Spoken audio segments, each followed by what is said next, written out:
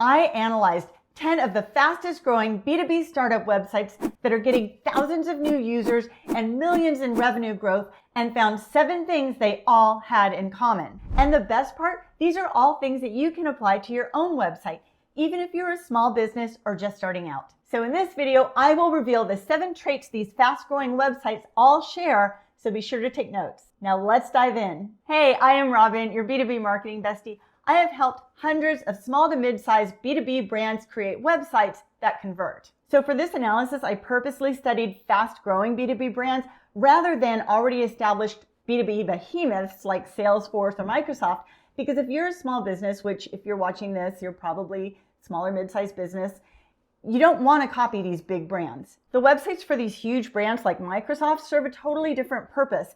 So they have a different audience. They have a lot more offerings, and people already know who they are, so they don't have to prove themselves as much. So instead, I focused on these fast-growing B2B startups because they are the ones getting results with these targeted strategies specifically for small to mid-sized businesses. So let's start with the most important section on your website, which is the homepage hero section. This is the section at the very top of the website on your homepage, and it's the first thing that visitors see. So the first thing I notice is that they all have a clear, punchy headline and intro copy. Check. Every homepage had a strong, simple headline that quickly told me what they do and what's in it for me. Let's look at a few examples. So I'm on the Storylane website, and their headline says, "Build killer demos in 2 minutes," which is great. It's super to the point. It says what they do or what you can do. You can build killer demos, and in 2 minutes is the benefit. So it's not just saying what they offer, a tool to build killer demos, but also the benefit. Do it in 2 minutes. Everyone wants to save time. And then here's another from Adalo, and this one says, "Build a mobile app for your business, no coding required." So same thing, tells you what you can do, build a mobile app for your business, very straight to the point, but also the benefit, there's no coding required, so you don't actually need a developer to do this. And then the headline length for all of them averaged out at about 6 words each, so none of them had like crazy long headlines. They were very straight to the point, easy to digest for readers. And then also one thing I noticed was that they all had this 1 to 2 sentence intro copy right below the headline. So it's also very straight to the point. So for example here, DocuClipper explains exactly what kind of documents they extract data from and where it goes. So here's an example from Favicon, and it tells you exactly what you can do, find, analyze, and contact top influencers, and then highlights their 10 million plus creator database, which is something that makes them different, and then where you can do this on Instagram, LinkedIn, etc., and then the benefit, grow your business. So these are not fluffy mission statements. They're focused on what is in it for the audience, and they get straight to the point. And like I said, all of these had 1 to 2 sentences max, so make your point quickly. Don't waste anyone's time. And the number 2 thing they all had was a strong call to action, or CTA. And all of these appeared above the fold, meaning before you scroll down the page. So yes on that, and let me show you some examples. So for example, Know Before has this call to action to get a personalized demo. Call to action is also known as a CTA. And then Lisa has 2, sign up for free or book a demo. And each one of these sites either had 1 or 2 calls to action right under the headline and intro copy. So it's always above the fold, and keep it focused on what you want the user to do next. These are action items. And the other thing they all had in common is that their calls to action were in the form of a button, not just text. So looking across here, all of these are buttons, and they're in a high contrast color that stands out from the background, so it really pops. Now this next one might surprise you, but none of these sites, this is something they didn't have, no stock photos. All of these sites had either no stock photos or very minimal use of stock photos. And when they did use them, they kind of manipulated the photos so they didn't quite look so stocky.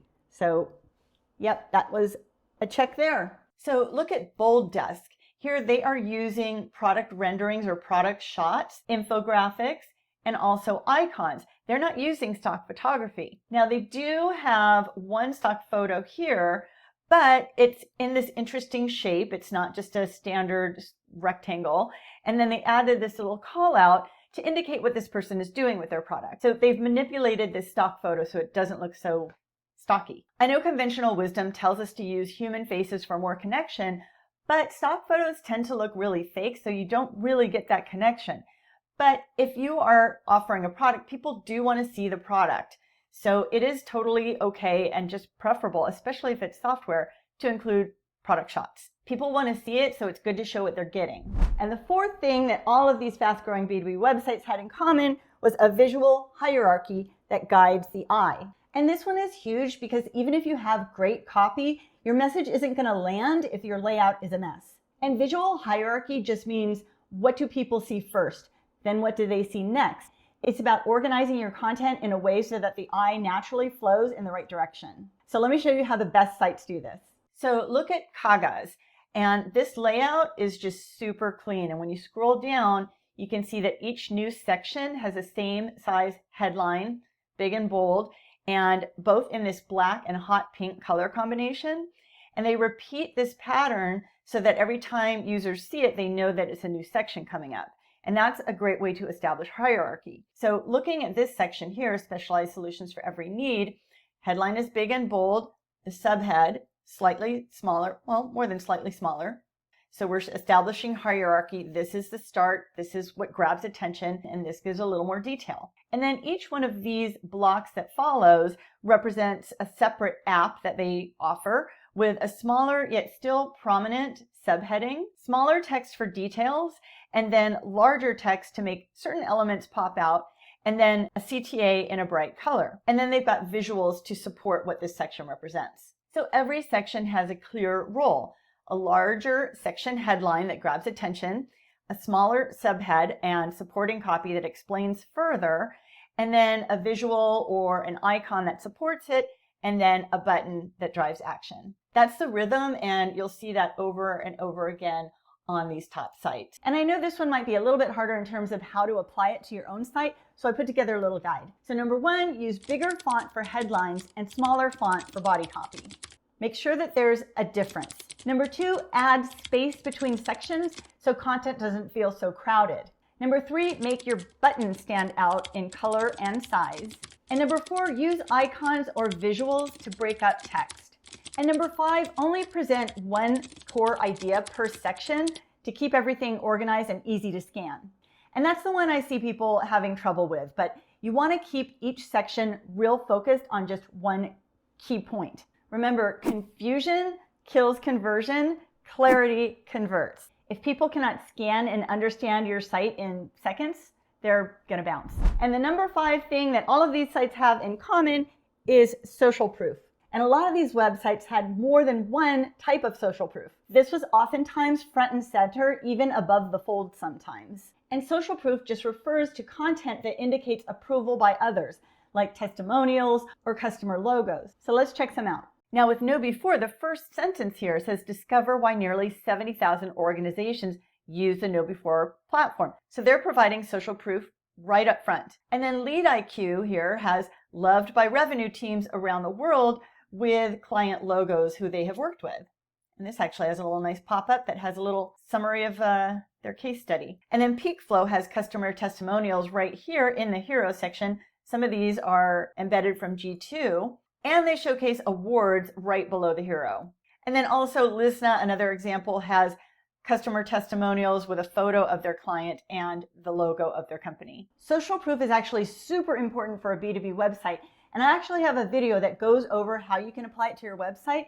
So I'll link that up here, and I'll link it below in the description box as well, so you should check that out. And before we get to the next one, which is something you absolutely need to apply, be sure to like and subscribe to my channel, and you can keep getting this great B2B content, and you would just make me so happy. Thank you. Okay, the number 6 thing that all of these websites had in common was clean fonts. All of these websites used clean, simple, easy to read fonts, and all but one used a sans serif font. And if you don't know what sans serif means, let me show you. Some fonts like Times New Roman have a little flick or a little tail at the end of each character, and this just gives it a little styling, and this is called a serif. The little tail or the little flick is called a serif. But sans serif fonts really don't have that little tail or that little flick, which leads to a cleaner look. And as you can see, every single one of these companies used a sans serif font. The exception is here Lisna. However, they did pick a serif font that was still very clean and simple and only use it for headlines or larger font.